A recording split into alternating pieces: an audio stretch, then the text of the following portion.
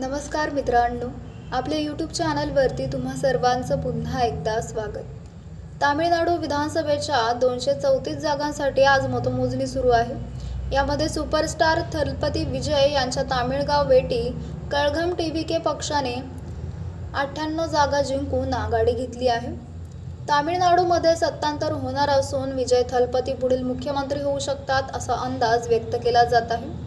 हे चित्र पाहता विजय थलपती तामिळनाडूच्या राजकारणाचा इतिहास पुन्हा घडवणार असल्याचे चित्र आहे. एम.जी. रामचंद्रन यांनी आपल्या लोकप्रियतेचा वापर करून राजकीय बालेकिल्ला हादरवून टाकला होता.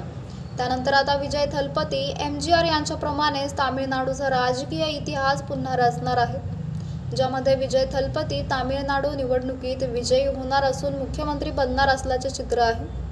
असे झाल्यास तामिळनाडूचा अनेक दशकांपूर्वीच्या आठवण ताज्या होणार आहेत. 1970च्या दशकात एम.जी. रामचंद्रन यांनी आपल्या चित्रपटामधून गरिबांच्या हक्काचे रक्षण करणे अशी प्रतिमा तयार केली. त्यांचे नादोडीमध्ये किंवा रिक्षावाल्यासारखे चित्रपट केवळ मनोरंजन नाही तर एक राजकीय जाहीरनामा होते. याच प्रतिमेचा वापर करून एम.जी.आर. यांनी राजकीय बालेकिल्ला जिंकला होता.